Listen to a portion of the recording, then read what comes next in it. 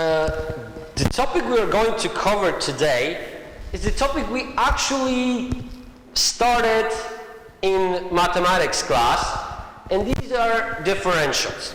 But now we're gonna use them more often, so it's better for us to know how they work.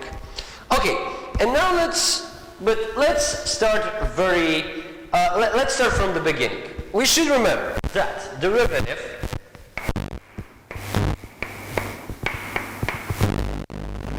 dy dx is defined as limit out of the difference quotient delta y and delta x. We've examined this. We've examined this formulation in detail during mathematics class, but we have never, and we've used derivatives a lot, but we never actually calculated anything using differentials. Now, look. Please remember that, for example, when we were calculating national income model, well, I've told you that change in equilibrium level of income is equal to partial derivative of equilibrium level of income, so comparative static derivative, with respect to government spending times change in the level of government spending. Right? We remember that this derivative is called multiplier,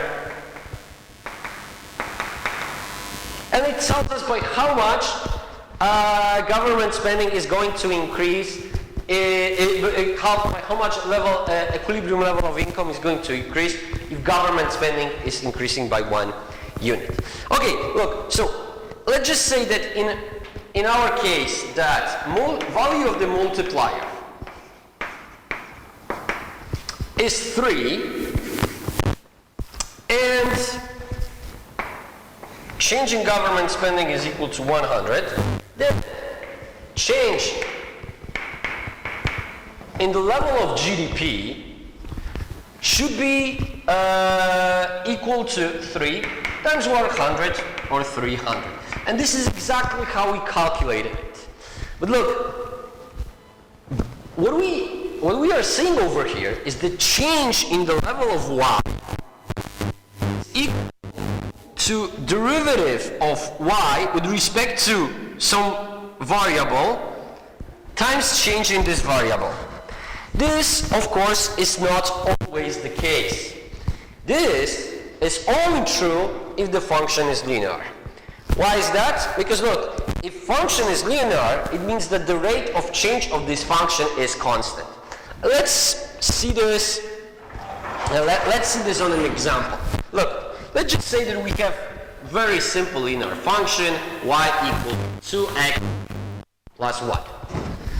Derivative of this function, y prime or f prime of x, is simply 2. Look, derivative of linear function is always a constant. It means that every time when x changes, either by 1 unit or by some very small amount or even by some big amount, the change in y can be simply calculated as a product of derivative and change in x.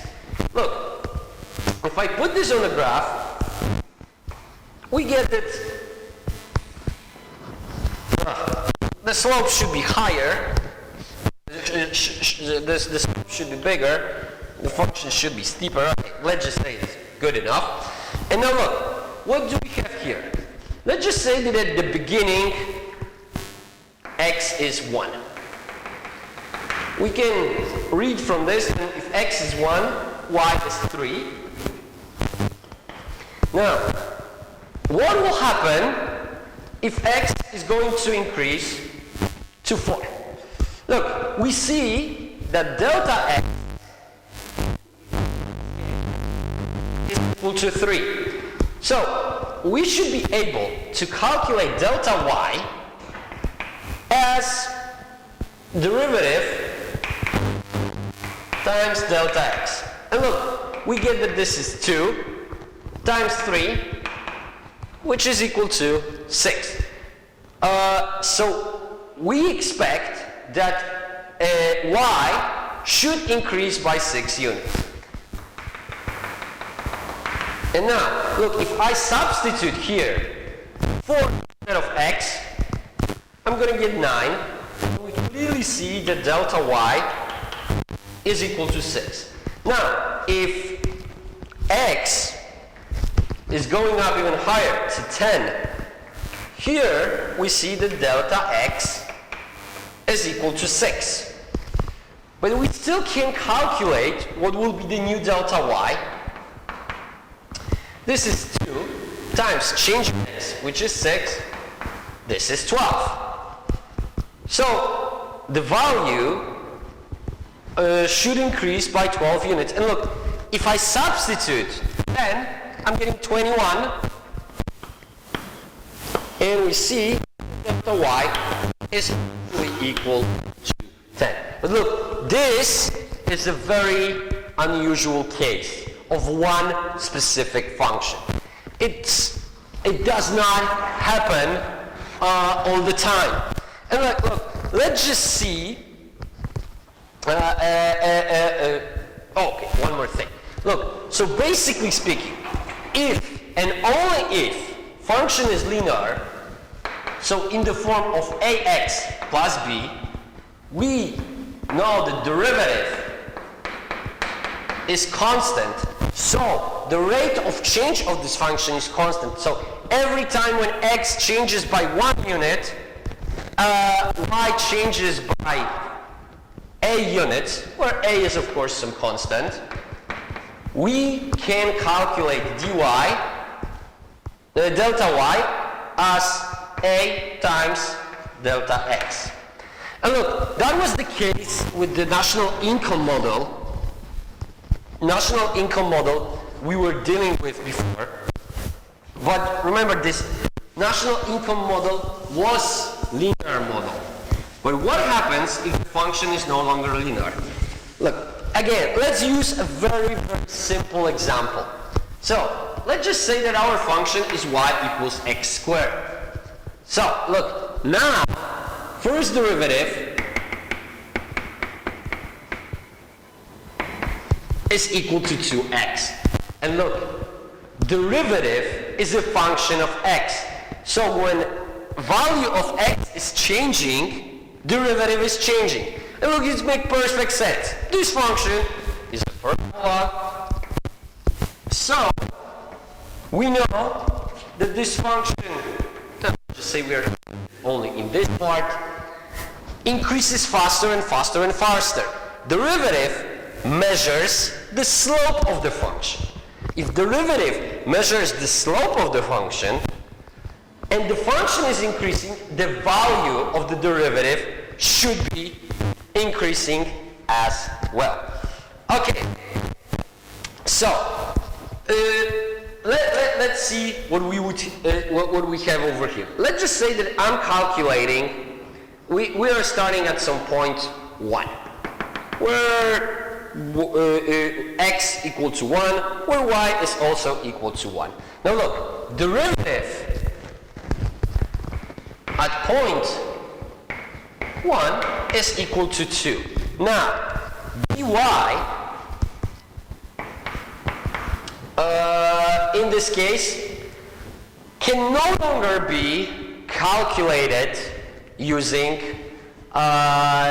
using the same expression. And let me demonstrate to you why. Because look, first, let's just say that we are increasing to 2.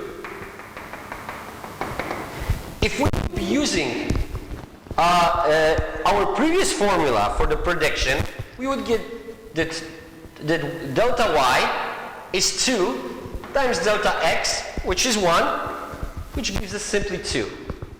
And look, we clearly see that x squared is 4, so delta y is 3.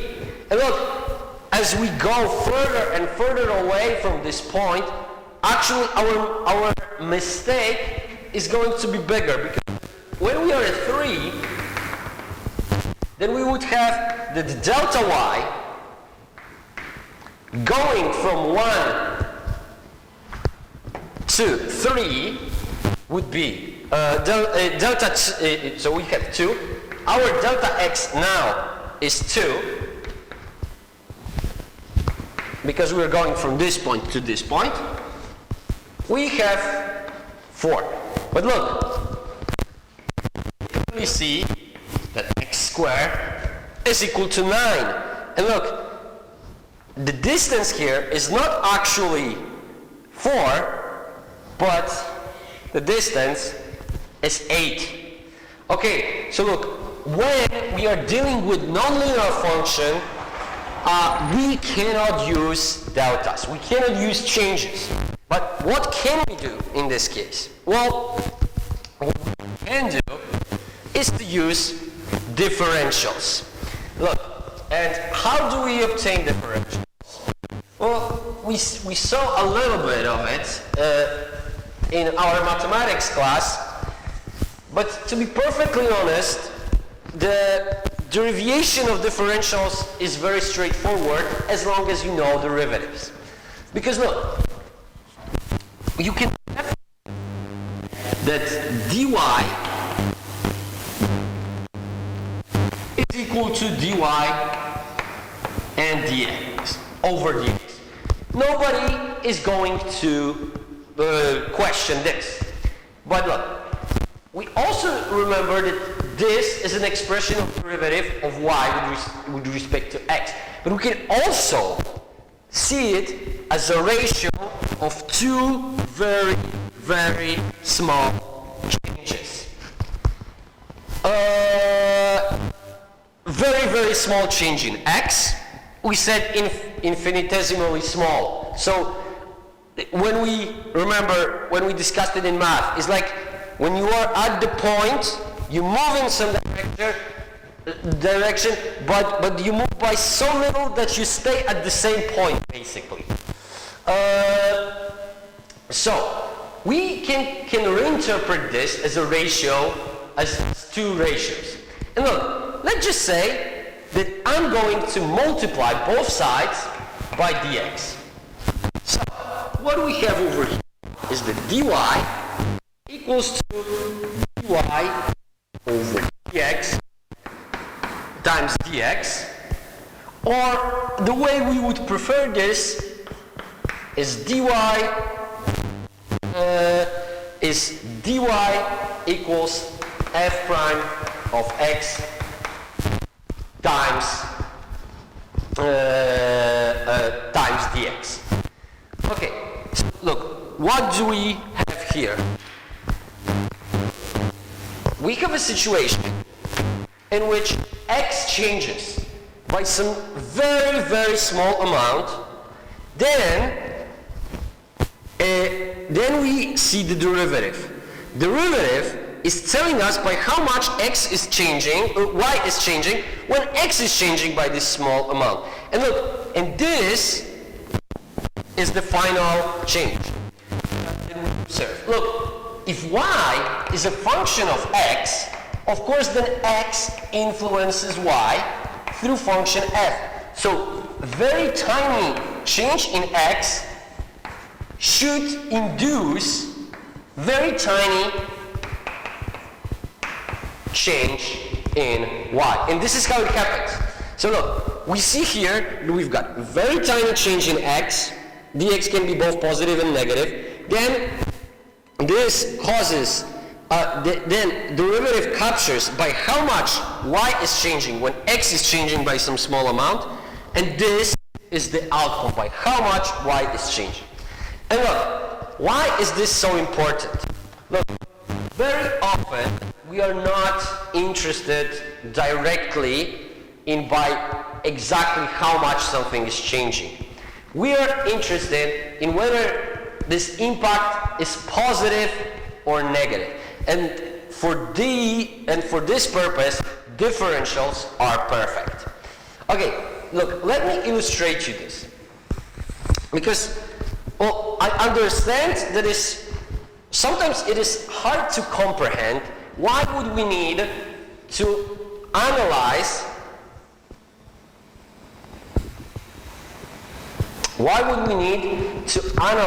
what happens at one given point when we barely move from this point. But look, what if this point is the equilibrium we've calculated? Then we will be able to find out what happens if we move away from this equilibrium. But about this a little bit later. Okay, so look, imagine it like that. Let's just say that we start at some point x0. Look, derivative here measures the slope of this function at this particular point. And of course, so it is given by a line tangent to this point. Now look, if we have positive dx,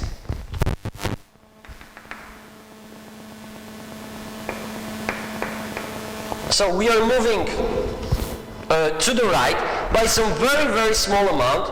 Look, what do we see that happened over here?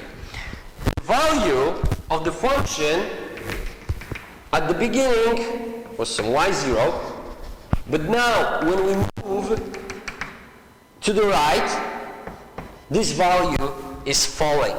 And look, we generally can only calculate this relationship in the immediate neighborhood of that point. But this is enough for us. We know that around this point, we can, if we move to the right, value of the function is getting lower. And what happens if we move to the left? So in the situation when dx is actually negative, because of course here it was positive, well, we see that y is getting bigger. So look, in here dy is positive, in here dy is negative. So what do we get from this is that if